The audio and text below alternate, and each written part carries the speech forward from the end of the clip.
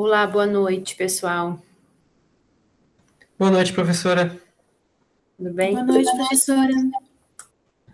Boa noite. Boa noite, professora. Boa noite, professora Jaqueline. Oi, gente. Em breve a gente vai estar iniciando, então, a apresentação, pessoal. A gente só vai esperar mais alguns breves momentos, né? E a gente solicita para quem não é da organização que fique com a webcam e o microfone desligados. Depois vai haver um momento posterior para debate, para apresentação de comentários. Então, em breve, a gente vai estar iniciando.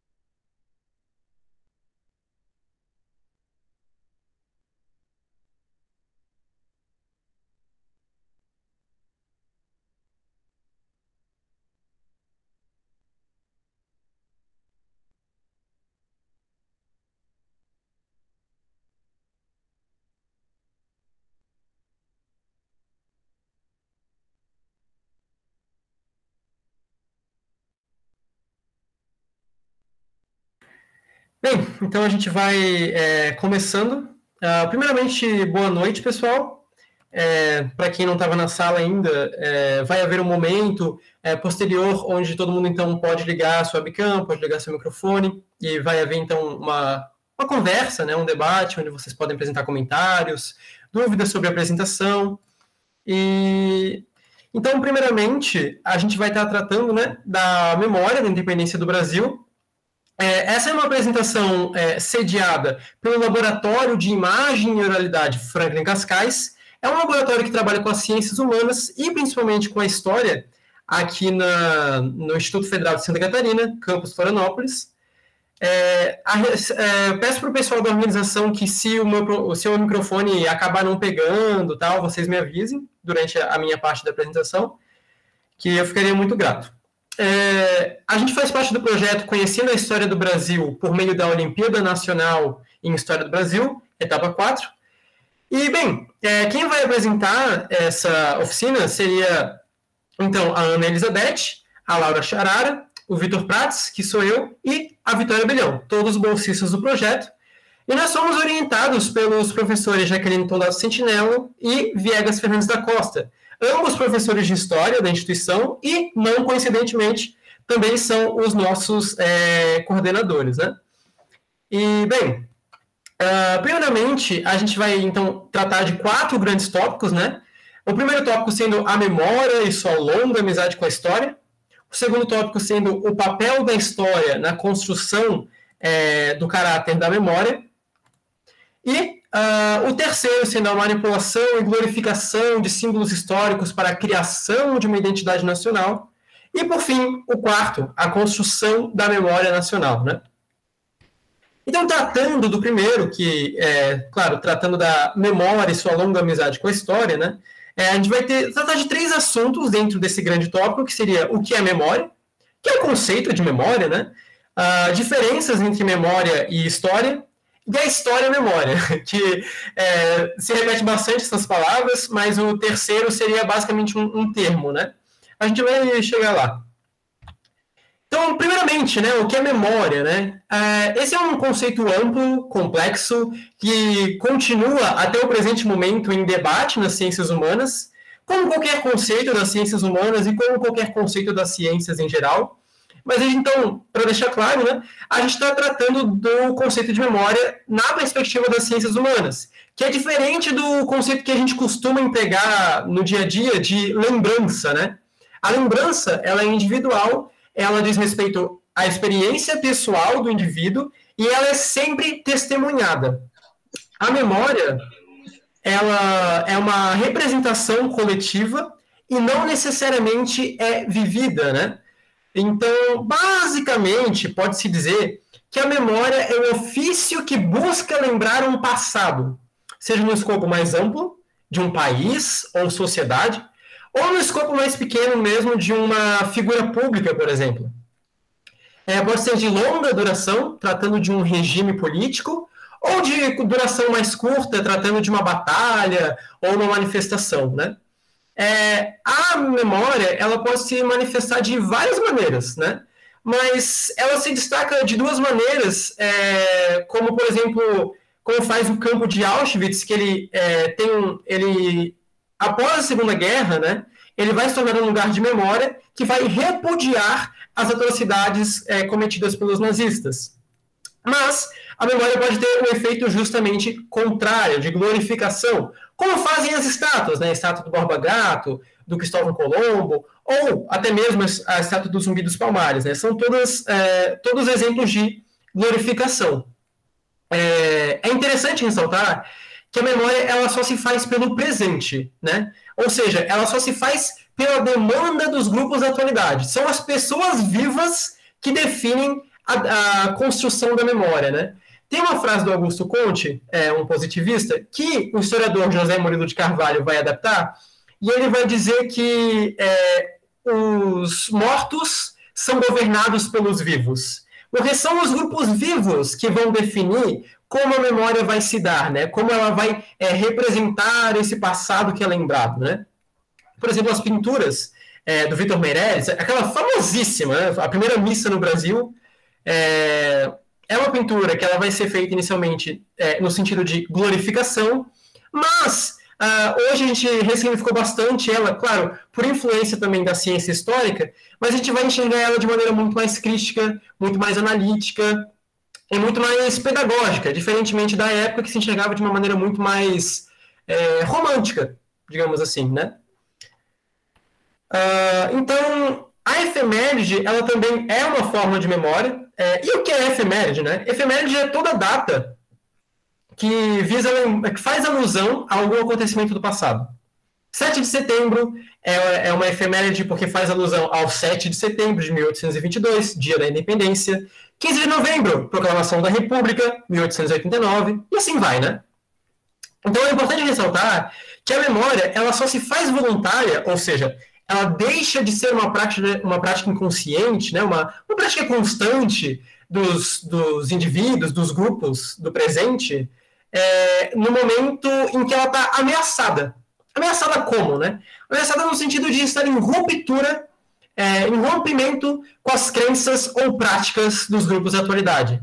Ou seja, os monumentos, as pinturas, ruas, celebrações, festivais, o próprio bicentenário, né? Eles só vão surgir no momento em que eles estiverem ameaçados, no momento em que eles estiverem no risco de ser esquecidos, né? O historiador Pierre Nora, no artigo dele, ele tem uma visão bem pessimista até da memória, que ele fala que toda forma de memória, todo lugar de memória já fracassou.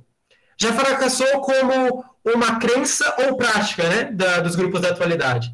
Porque não há por que lembrar, né, de algo que já é constantemente lembrado. E ele puxa o exemplo do calendário gregoriano, por exemplo. Não há por que você fazer uma homenagem, né, um lugar de memória, um monumento ao calendário gregoriano, se ele já rege constantemente a nossa sociedade globalizada, se o nosso estilo de vida já se pauta nesse calendário, né?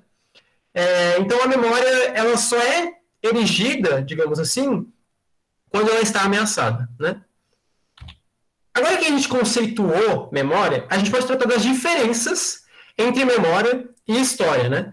História se referindo ao paradigma mais recente da nova história, que é a história mais crítica, mais analítica, que é usada hoje em grande parte das escolas e das universidades.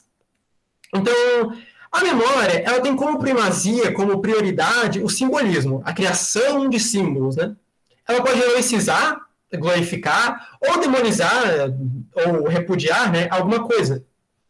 Ela pode esquecer algo, porque a partir do momento em que ela escolhe, digamos assim, colocar algo no pódio, ela pode ofuscar outros acontecimentos, outros indivíduos, como faz a memória que se tem hoje da Inconfidência Mineira, né? É uma memória que ela vai ser super valorizada, principalmente no momento da República, e ela acaba até ofuscando na história outras revoltas que aconteceram em Minas Gerais no século XVIII, que até mesmo puderam ter mais impacto na sociedade do que a própria Inconfidência Mineira.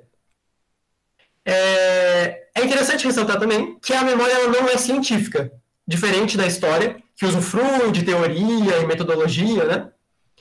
E a memória ela é construída de acordo com a cultura e a vontade política de um coletivo, de um grupo da atualidade, né? Diferentemente da nova história, que ela tende a ser construída empiricamente, com a reunião de evidências, né? Sem romantização, a história é mais fria, digamos assim, figurativamente falando, né? Ela é construída na academia de maneira científica. Então, o propósito da memória seria contribuir para a formação da identidade e da representatividade de algum grupo. E o propósito da história seria buscar compreender as continuidades, né, aquilo que permanece, e as diferenças, aquilo que não mais aquilo que se rompeu, né, entre passado e presente, né, no tempo. Então, a história ela não constrói símbolos, diferente da memória, e ela não exalta grupos. Claro, a história ela vai trabalhar com diferentes agentes sociais, mas ela não vai colocar um grupo no pódio, digamos assim, como faz a memória, né? Porque a memória é muito mais uma questão de representatividade, de simbolismo, né? E, bem, agora a gente pode tratar da história e memória, né? Expostas as diferenças entre memória e história, a gente pode tratar da história e memória, e esse termo vai surgir por quê, né? No século XIX, a historiografia, ou seja, a escrita da história, né, o ofício de se escrever a história, ele estava muito alinhado às vontades do Estado Nacional, às vontades do país, do governo, né? Você tinha membros de governo que eram historiadores que eram membros de governo, né? Então, isso estava... As próprias instituições que trabalhavam com história estavam muito alinhadas às diretrizes do país, né? A política do país. E, bem, no século XIX, a história e a memória, elas dialogavam bastante, hoje elas também dialogam bastante, mas naquele momento elas estavam tão interligadas que elas podiam ser consideradas, basicamente, uma mesma área. E também porque elas cumpriam uma mesma finalidade. Eis o termo história e memória. Então, estando a memória sujeita aos historiadores, né, a quem escreve a história, né, e estando esses historiadores submissos às vontades do Estado, a própria disputa da memória ela não vai se dar de maneira pública. Ela não vai ser posta em debate com a sociedade. Porque a memória ela vai retratar apenas aqueles membros do Estado ou aqueles membros que contribuíram com o desenvolvimento dos projetos do Estado, né, com as diretrizes do Estado. Então, ela vai tender a ser muito homogênea, né? Então... Estando a história e a memória sujeita às vontades do Estado, o próprio Estado vai buscar romantizar e glorificar os seus feitos, né? Por exemplo, a Batalha do Avaí, da Guerra do Paraguai, né? Vai ser tratada de maneira muito romântica, né? O Império do Brasil lutando contra o seu agressor, agora impotente, né? Vão tratar de heróis nacionais, Dom Pedro II na monarquia, ou Tiradentes, que vai ser basicamente o mascote da República, né, no início da República, principalmente. E bem, então o Estado ele vai usar da historiografia, né, vai usar da escrita da história para tornar esses heróis nacionais, esses grandes eventos em posição de destaque e tornar então a realização dos seus projetos, das suas vontades, mais legítimos e mais aceitáveis para os olhares da sociedade. Basicamente, eles estariam aliados à história, né? Eles estariam sendo vistos de maneira mais positiva. É isso que a historiografia positivista vai fazer, por exemplo. Não era para ser um trocadilho, tá? Mas é o que a historiografia positivista vai fazer no momento do Brasil, no século XIX. que eles vão ressaltar grandes eventos, vão ressaltar esses heróis nacionais, para esse Estado basicamente estar do lado da história, né? E assim ele ter as suas vontades, os seus projetos mais aceitáveis nos olhos da sociedade. Então, agora eu vou passar a palavra para a Ana Elizabeth. Só vou mutar meu microfone bem rapidinho. E, Ana Elizabeth, à vontade. Boa noite, pessoal. Espero que todo mundo esteja conseguindo me ouvir bem. Então, agora eu vou falar um pouco do papel da história na construção do caráter da memória. Ou seja, quais influências a história exerce na forma como interpretamos determinados eventos históricos. E, nesse caso específico, como interpretamos a independência do Brasil. Então, para falar desse assunto, eu dividi ele em quatro tópicos principais.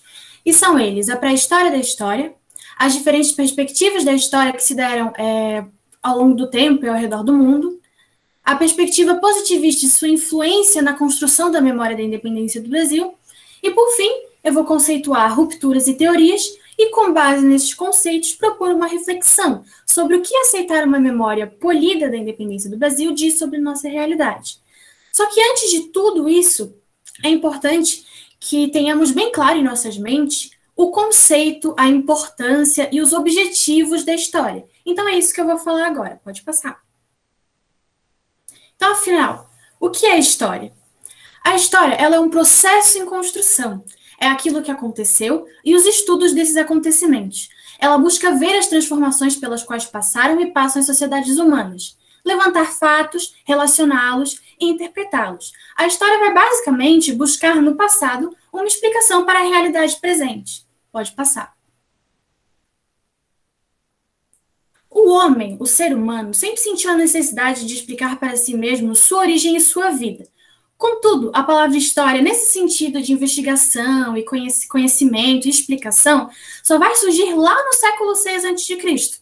Ora, se essa vontade de encontrar uma explicação para sua própria realidade sempre existiu, mas a ferramenta que proporciona essa explicação só vai surgir lá no século VI a.C., como se dava a explicação da realidade antes da história? Bom, ela se dava através do mito. O mito, ele é uma espécie de história que é com personagens sobrenaturais e que vai sempre narrar a criação de algo. E essa criação sempre vai ser divina. Então, a criação do mundo e os deuses são exemplos de personagens mitológicos e narrativas mitológicas.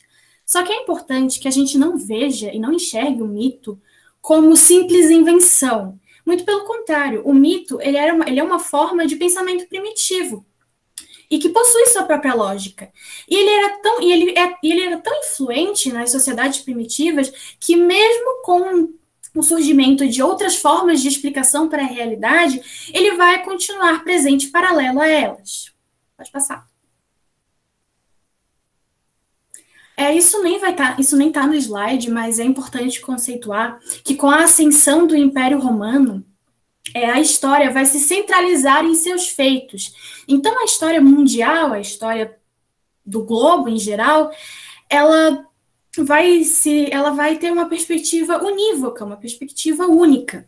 E essa perspectiva única vai fazer com que diversas formas de se fazer, produzir, de se fazer, escrever e transmitir histórias surjam ao longo do tempo e ao redor do mundo, né? Diferentes perspectivas da história.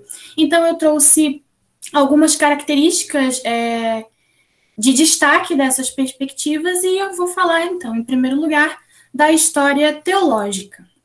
Aqui já vai... Então, não buscava-se, né, na história teológica a compreensão dos fatos, mas sim sua narração.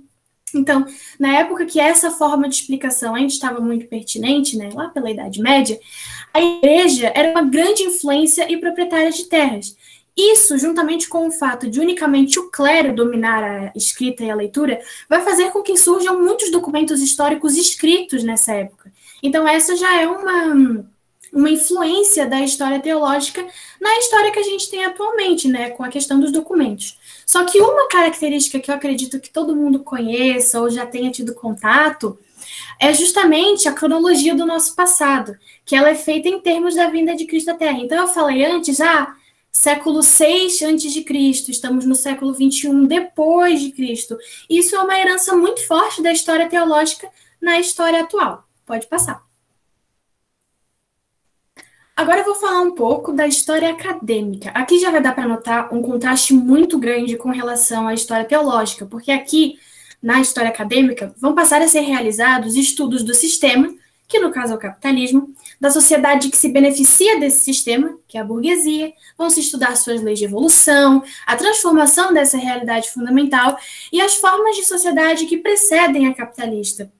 Então, aqui vai se buscar dar mais atenção aos fenômenos de produção.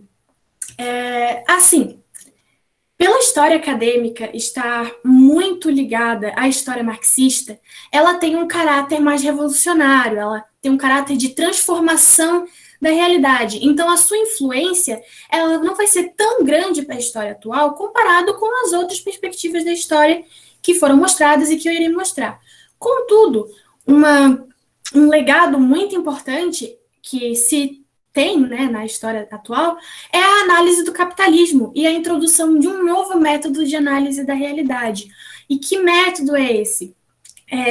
Ele vai dizer que as transformações da realidade elas não se dão simplesmente por ideias, mas sim por questões materiais. Então, ao longo da apresentação, vai ser possível notar muito isso no processo de independência. Pode passar.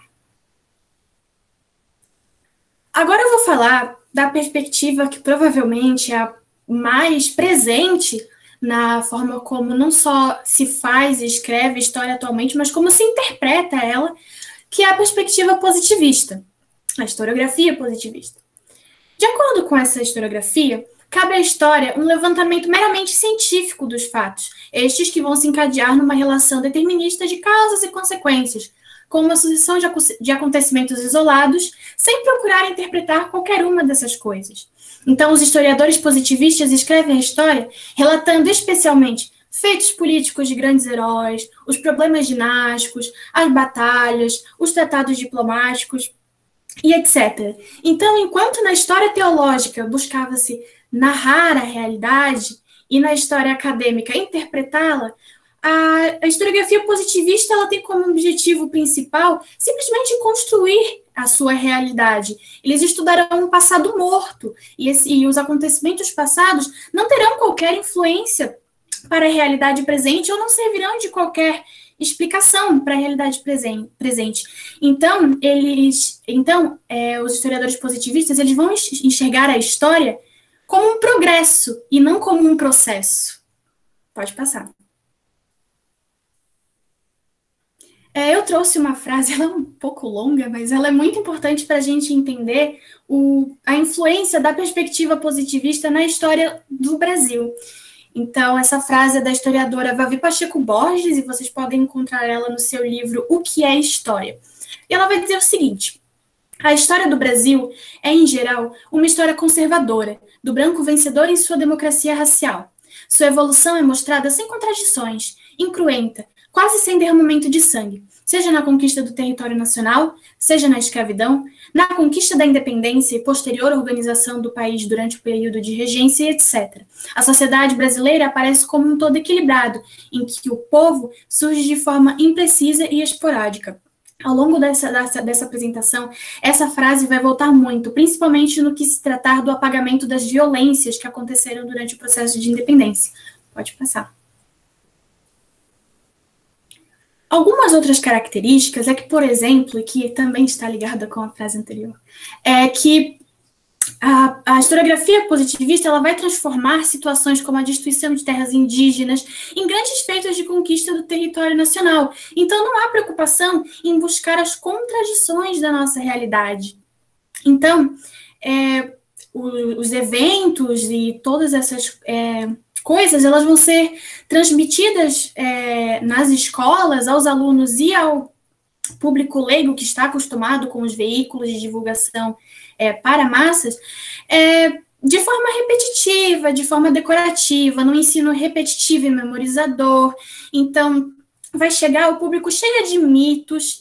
E detalhe, aqui o mito ele não pode ser visto da mesma forma que o mito que antecede a história. Não, os mitos da história, neste caso, são a representação dos fatos e dos personagens de maneira errônea ou de maneira exagerada.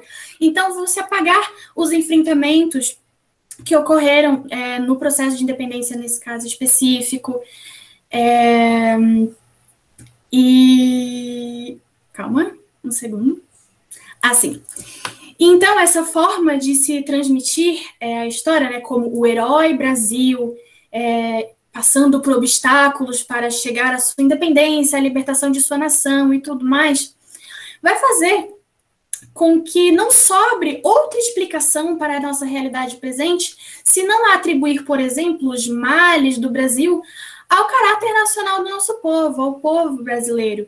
Então, determinados comportamentos e determinados acontecimentos que a gente pode presenciar hoje, graças ao legado da perspectiva positivista, eles não vão ter relação com a escravidão, com o genocídio indígena, com a colonização, com o imperialismo, com as barbáries da monarquia e dos proprietários de terra.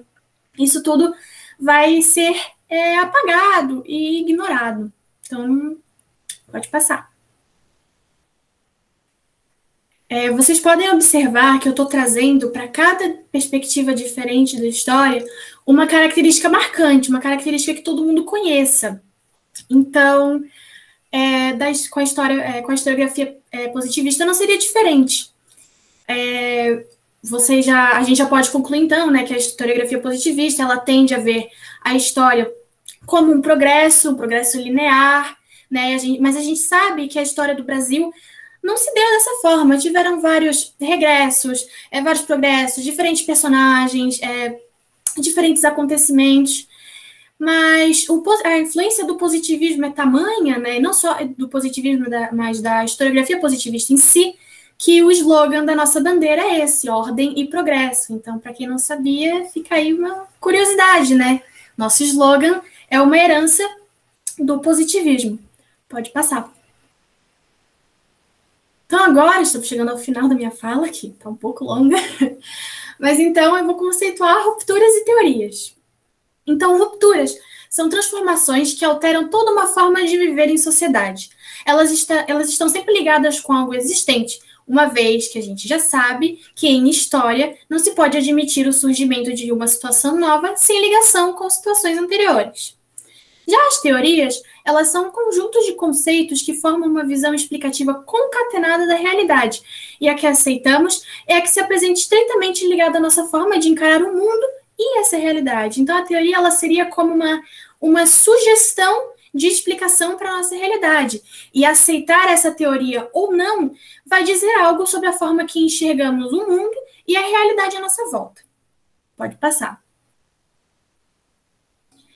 Com esses conceitos, então, que eu proponho a seguinte reflexão. A independência, ela foi uma ruptura, ela foi uma transformação, ela mudou completamente a forma de se relacionar no país.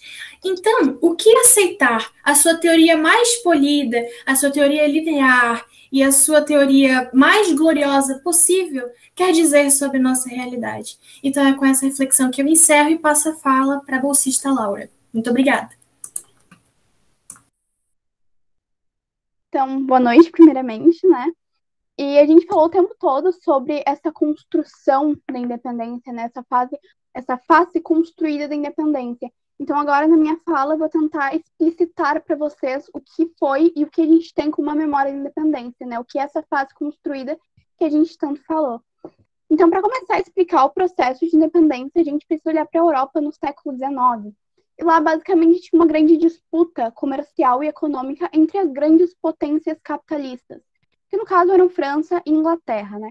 Então, nesse contexto, até então, né, imperador da França, que era o Napoleão, com o objetivo de prejudicar a economia da Inglaterra, decretou o bloqueio continental, que é basicamente a proibição do comércio com a Inglaterra, e aqueles países que não acatassem, que não aderissem ao bloqueio continental, seriam invadidos por tropas francesas, né?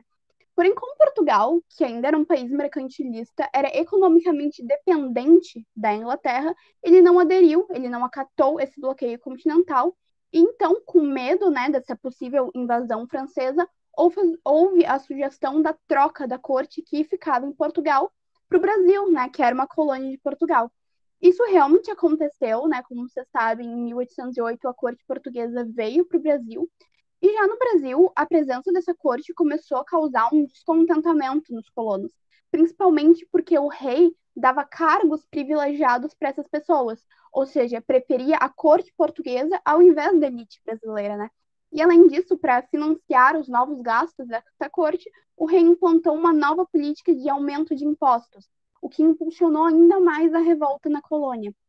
Então, assim, os movimentos contra o governo começaram a ganhar muito mais espaço, o que foi concretizado, por exemplo, na Revolução de Pernambuco, né, que vocês conhecem, a Revolução de 1817. Então, nesse contexto, o rei de Portugal ainda tinha que lidar com as insatisfações em Portugal mesmo, que se concretizaram com a Revolução Liberal de Porto, que vocês também conhecem, né? Então, insatisfações essas, como, por exemplo, com a grande liberdade econômica que o Brasil estava ganhando e com a própria crise que estava tendo lá. Então, o rei de Portugal, né, o Dom João, pressionado pelos dois lados, decide voltar para Portugal. E é aí que o Dom Pedro, né, o grande herói da nossa história, é decretado príncipe regente do Brasil.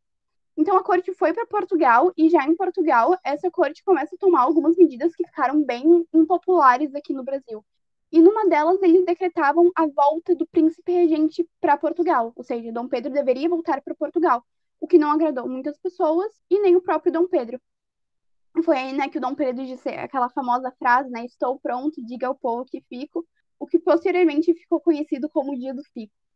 Então, depois disso, ordens de Lisboa começaram a chegar no Brasil, falando que a volta do príncipe regente para Portugal deveria ser imediata, e ainda acusava o príncipe e os ministros deles de traição. Então, teoricamente, essas ordens de Lisboa convenceram a Maria Leopoldina, que era a esposa do Dom Pedro, de que a separação entre o Brasil e Portugal era totalmente necessária. Então, ela assinou uma declaração de independência e enviou para o Dom Pedro, que estava numa viagem para São Paulo, né? E essa mensagem chegou para ele quando ele estava mais ou menos no Rio Ipiranga, né? Nas margens do Rio Ipiranga, e foi aí que ele gritou independência ou morte e concretizou a independência como um grande herói nacional. Pode passar. Então, agora que a gente já sabe a diferenciação de história e memória pelas apresentações anteriores, e já sabe qual é a memória que se tem, né? Ou seja, que a Maria Leopoldina e Dom Pedro são os grandes heróis nacionais, que foi o que eu acabei de contar, né? O que eu acabei de falar é a memória que se tem da independência. Eu vou trabalhar com vocês as inconsistências e os artifícios utilizados durante o período da independência para a criação de uma certidão visual para a nação, ou seja, uma memória que infle o nacionalismo e que glorifique o passado. E a maneira que, na época, eles encontraram de fazer isso foi justamente construindo essas memórias com base nos registros, para criar a tal face dos heróis nacionais. Isso, na verdade, é bem perceptível, principalmente quando tu pega o senso comum sobre figuras e acontecimentos históricos e compara com documentos que narram o que a princípio aconteceu e quem essas pessoas eram, né? Então, para exemplificar o que eu estou dizendo, a gente precisa lembrar da possivelmente mais famosa obra desse período, né? Onde a gente tem claramente esse método de retratar um episódio para criar uma memória com o objetivo de dignificar e heroicizar os personagens da história nacional. Então, na pintura em questão, que eu acho que todo mundo conhece, né, a famosíssima Independência ou Morte, ou O Grito de Ipiranga, é muito claro a romantização do momento, principalmente porque a obra faz parte da chamada Escola Romântica, que foi um movimento artístico europeu que teve como características a exaltação dos sentimentos nacionalistas, com criação de obras que procuravam comover o espectador e exaltar a coragem dos feitos, né? Então, assim, essa pintura auxilia no retrato da independência como um evento pontual, imediato e sem um processo anterior, o que a gente já sabe que não é verdade. Né? Então, outra prova desses artifícios utilizados na tentativa de singularizar a independência é visto na própria data, né, o 7 de setembro, que diz respeito à proclamação feita por Dom Pedro às margens do Rio Ipiranga na manhã do dia 7 de setembro de 1822. E é muito importante a análise do que realmente ocorreu nesse 7 de setembro, né? Então, por exemplo, com exceção das províncias de São Paulo, Rio de Janeiro e Minas Gerais, essa data não teve uma repercussão no momento em que ela ocorreu, né? Porque nem sequer havia um consenso entre os diferentes segmentos da sociedade em se separar ou não da sua metrópole, né? Ou separar a colônia, que era o Brasil, da metrópole, que era Portugal. Então, outro exemplo, né? O Piauí, o Maranhão e o Pará tinham pouca ou mesmo não tinham contato com o Rio de Janeiro e obedeciam a Portugal mesmo depois dessa data, mesmo depois do 7 de setembro. Então, a ideia de que o Grito de Ipiranga aconteceu numa nação unida em torno dos ideais de independência simplesmente não se sustenta, porque o cenário no qual Dom Pedro proclamou a independência foi num momento totalmente desunido, onde a principal fonte de apoio do imperador era a aristocracia rural do Sudeste, né? Porque após o 7 de setembro, como a gente já sabe, né, quase metade do país ainda estava mergulhado em conflitos armados que ameaçavam a volta do domínio português, né? Não sei do que a gente diria disso, é que a independência não foi algo que aconteceu do dia para a noite, e muito menos aconteceu apenas na manhã do dia 7 de setembro de 1822, né?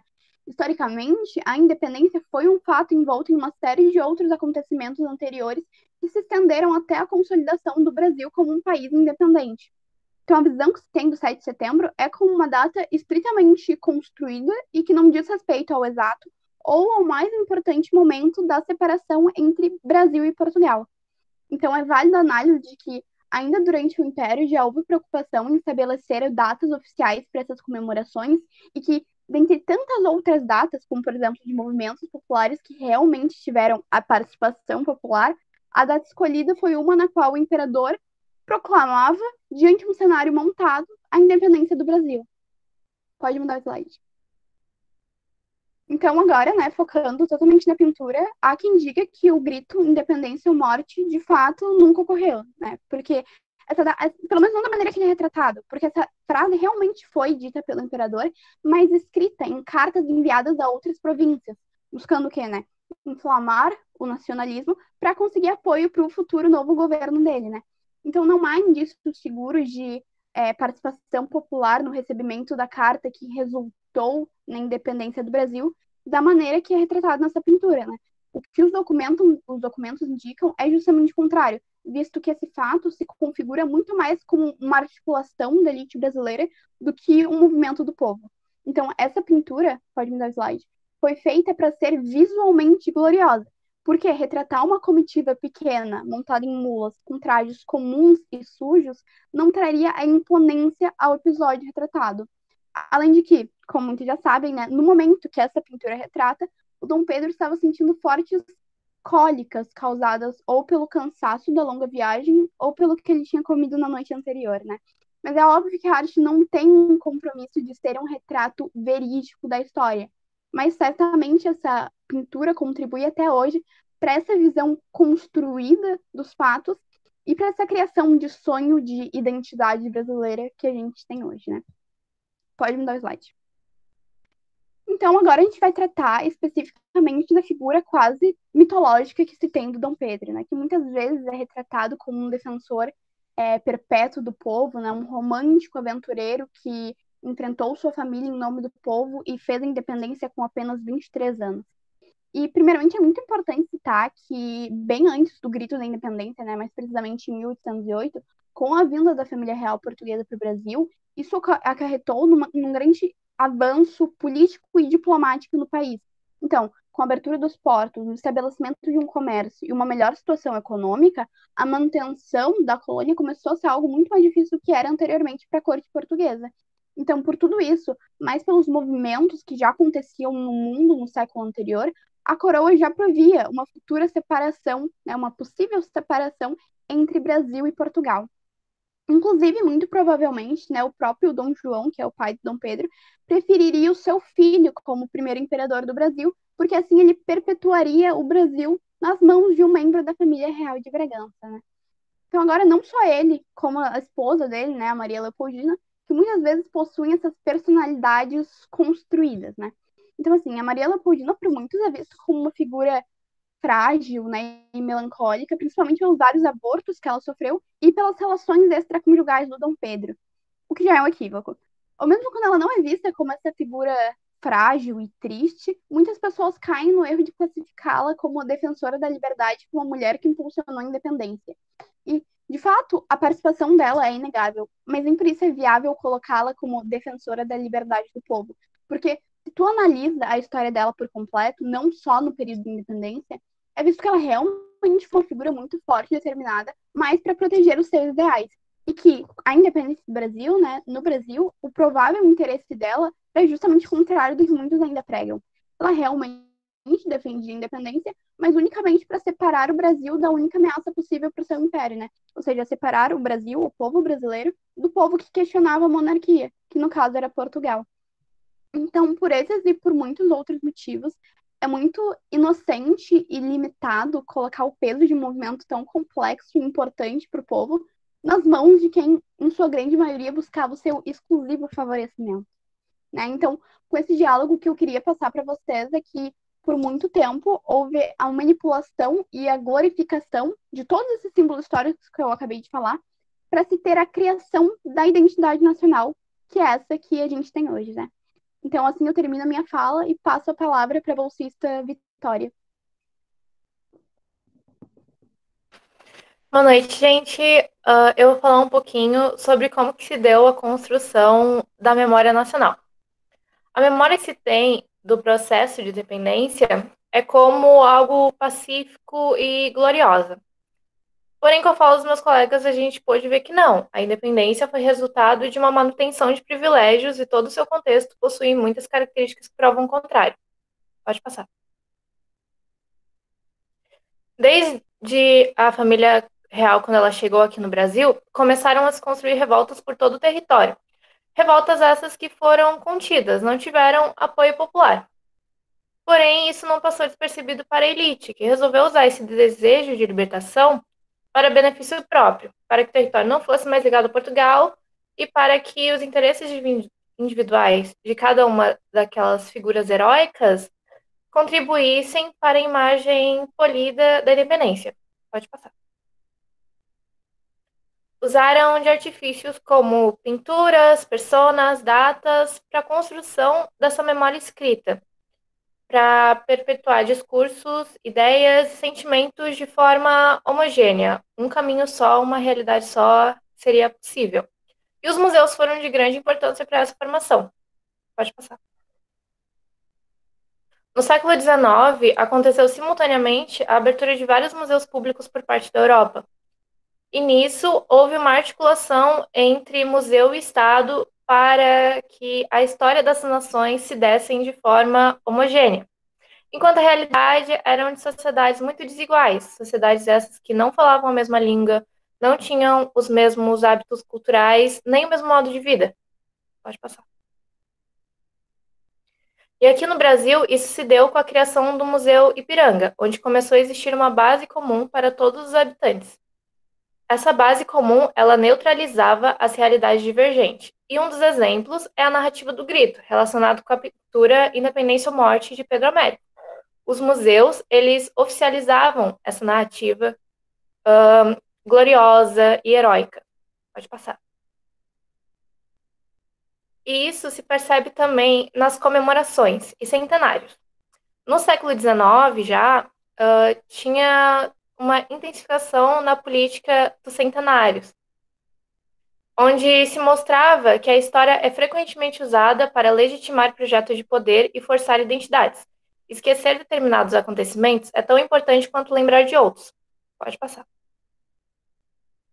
Nisso, no centenário da vinda da família real portuguesa para o Brasil, houve uma comemoração muito usada como um teste, para certificar que a narrativa heróica ainda continuava. E o sucesso dessa narrativa foi um dos elementos que incentivou a organização da Exposição Nacional do Centenário, onde que no ano de 1922, centenário da independência, houve uma grande feira que incluiu arte, cinema e várias exposições que exaltavam essa narrativa dos heróis. Pode passar. Em 2008, já houve várias manifestações, artigos, estudos e comemorações acerca do bicentenário da chegada da família real. Pode passar. Agora, nas vésperas, né, que estamos do bicentenário da independência, temos eventos que escancaram a narrativa dos heróis e da glória, e, ao mesmo tempo, o governo esquece da própria história, do próprio bicentenário. Pode passar. O que nos leva à reflexão de quais foram os reais articuladores da independência. Estamos apenas endeusando símbolos e figuras criados conforme conveniências de uma classe? Quando a gente pensa em comemorar a independência, o que seria isso? Pode passar. Que é comemorar a independência de fato. Então, pessoal, a gente conclui dessa forma, né? Porque a intenção da apresentação mesmo foi mostrar que essa construção da memória, ela não se dá de maneira... ela se dá de maneira homogênea, mas não representa a totalidade do Brasil, que realmente né? Que realmente é uma nação plural, e a memória ela não busca retratar isso, né? Então, agora, nesse momento, a gente pode abrir, então, a apresentação para um momento mais de debate, de conversa, onde vocês podem ligar o webcam, fiquem à vontade, podem ligar o microfone, e a gente, então, dá a liberdade para vocês fazerem perguntas ou tirarem dúvidas, ou fazer alguma observação que acha pertinente, ou alguma crítica, alguma sugestão, ou algum comentário mesmo, fiquem à vontade, tá? Uma coisa que é interessante ressaltar é que essa apresentação ela foi muito inspirada na UNHB, né, na Olimpíada Nacional de História do Brasil, porque na edição desse ano eles tratam bastante da independência e da memória, né, da independência. Tanto que a gente usou nas nossas referências, né, nas nossas fontes, uma parcela significativa vem de aulas que a própria UNHB acaba disponibilizando, né? Então, fiquem à vontade, pessoal. Se muitas pessoas quiserem falar ao mesmo tempo, a gente vai fazendo, então, uma fila, mas, então, o Viegas já pode se pronunciar. Professor Viegas, à vontade. Não, muito rapidamente, né? Então, primeiro, parabenizar muito vocês. Acho que é importante dizer aqui para quem está na sala, não sei se todas e todos sabem, mas o Vitor, a Laura, a Vitória e a Ana são todas estudantes de ensino médio aqui do Instituto Federal de Santa Catarina, né? E fizeram uma discussão de alto nível, de fato, né? Trouxeram conceitos, problematizaram esses conceitos, trouxeram fatos, inclusive uma apresentação bastante corajosa. Nem eu, nem a professora Jaqueline, que orientamos esses estudantes, estas estudantas no projeto, nós havíamos assistido anteriormente à apresentação. Então, primeiramente, eu queria parabenizar muito Vitor, Laura, Vitória e Ana. Eu estou citando vocês aqui pela ordem como vocês aparecem aqui para mim, tá?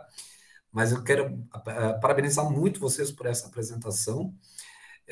Dizer que a gente fica orgulhoso, porque a história ela é tão atacada, né? O conhecimento histórico ele é tão atacado, e a gente hoje passa aí por uma proposta de reforma do ensino médio, que para o ensino técnico, inclusive, procura esvaziar aí a carga de ciências humanas da nossa formação, e com uma apresentação dessa a gente vê o quão importante é a história participando do currículo do ensino médio dos cursos técnicos, né?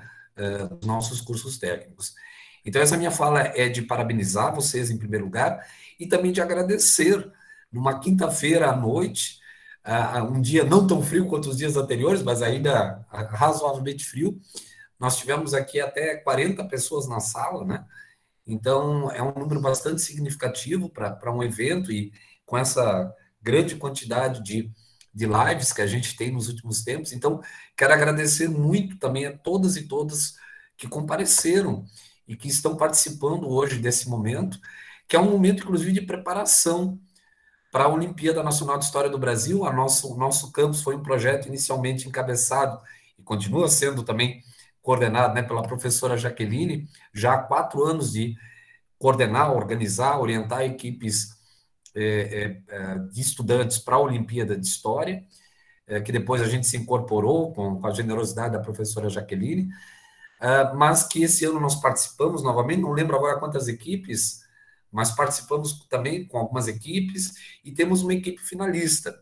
Então, a gente criou esse momento, né, como um momento para discutir o tema que a Olimpíada apresentou ao longo das suas etapas, com uma preparação, inclusive, para essa equipe que vai disputar a final, mais uma vez, 3º ano consecutivo, que o Campus Florianópolis, do Instituto Federal de Santa Catarina, participa da final da Olimpíada de História do Brasil. Apenas 2 equipes de Santa Catarina estão na final, uma delas é a nossa equipe, então a gente fica bem feliz em poder participar desse momento e também de socializar, né, de socializar essa experiência com toda a comunidade, porque a gente sempre trabalhou de forma colaborativa e a gente convida a comunidade, quem está assistindo agora e quem for assistir depois também, porque isso vai ficar gravado e vai ser disponibilizado nas redes sociais, né? A gravação depois vai ser disponibilizada no Facebook, lá do Laboratório de Imagem e Oralidade, do IFSC. Quem da comunidade quiser se somar a nós nas discussões sobre a história do Brasil, seja para se preparar para o NHB, ou seja porque quer conhecer melhor a história do Brasil, quer se aprofundar na história do Brasil, é muito bem-vindo, muito bem-vinda, tá bom? Então, eu encerro aqui, e claro, reforço aqui o que já foi dito pelas estudantes. Todas e todos podem se manifestar nesse momento, né? Então, agradeço muito. Parabéns mais uma vez. Muito obrigado pela fala, Viegas. E, aliás, pessoal, não precisa ser só por microfone. Claro, já tem pessoas que se manifestaram por chat. Então, ressaltando, né? Vocês podem se manifestar por chat também, não tem problema nenhum. Ninguém aqui é obrigado a interagir, digamos assim. Mas parece que a Jaqueline, então, levantou a mão. Professora Jaqueline, à vontade. Olá, boa noite para todas e para todos. É só para registrar mesmo os parabéns para todas as bolsistas, o Vitor, né, o Viegas, acho que me contemplou bastante na fala dele, e estou bem feliz assim, de assisti-los, né, assisti-las, ouvi-las, ver os comentários no chat também, parabenizando, acho que foi uma fala bem esclarecedora, e é isso, a gente está aberto para construir, né, um pouco mais de conhecimento histórico, pensar, refletir sobre o conhecimento histórico, sobre a história do Brasil. E feliz também de ver alguns estudantes por aqui, né, de volta, alguns de volta, outros que são alunos do IFSC, e ver a comunidade externa também. Então, obrigada pela presença de todas e de todos, e parabéns pela apresentação de vocês. A gente também fica muito feliz, Jaqueline, eu não preciso ressaltar isso, eu acho que todos os bolsistas também ficam bem agradecidos por essa oportunidade. E, claro, se algumas das bolsistas quiserem se pronunciar também, fiquem à vontade, né? Mas no momento em que não houver mais nenhum comentário, nenhuma observação, nenhuma dúvida, daí a gente já vai encerrando, né, a apresentação. Mas, bem, se alguém mais tiver quiser colocar mais alguma fala, que fique à vontade. Já tem, eu vi vários rostos conhecidos, né, também de ex-bolsistas, o Sandro aqui, que eu estou vendo agora, e a gente fica muito feliz, o Gomes também, a gente fica muito feliz pela presença de todo mundo, né.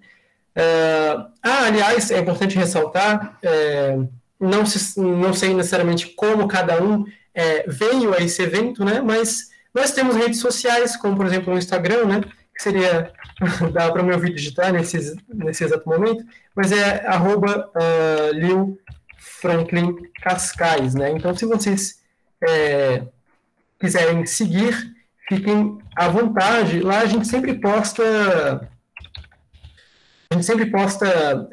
informações dos nossos eventos, né? A gente provavelmente vai acabar anunciando ali quando a gravação estiver disponível, então quem quiser assistir, ou conhece alguém que não pôde assistir e quiser assistir, a gravação vai estar disponível depois também no Facebook, que é /LilIFSC, né? /LilIFSC, que basicamente pode ir no Facebook digitar o Laboratório de Imagem e Oralidade e vai aparecer também.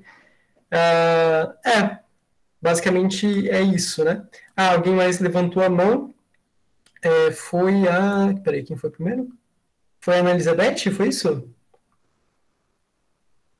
Isso. Tá, então fica à vontade, Ana Elizabeth. Então, eu só queria agradecer aos professores pelo projeto, né? A minha primeira oficina e minha primeira vez como bolsista do LIU, então eu queria agradecer aos professores e aos bolsistas que já estavam antes pela ajuda, por todo o suporte, e também agradecer a todo mundo que veio, que tirou um pouquinho do seu tempo para ouvir a gente. Então, muito obrigada, pessoal.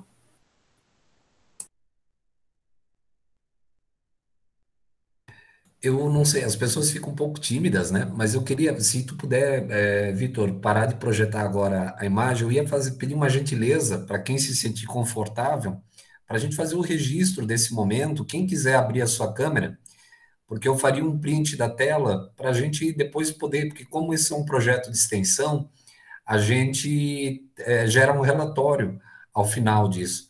Então, quem se sentir confortável puder abrir a sua tela, né? Eu vou fazer só um print aqui em 3 segundos, tá, pessoal?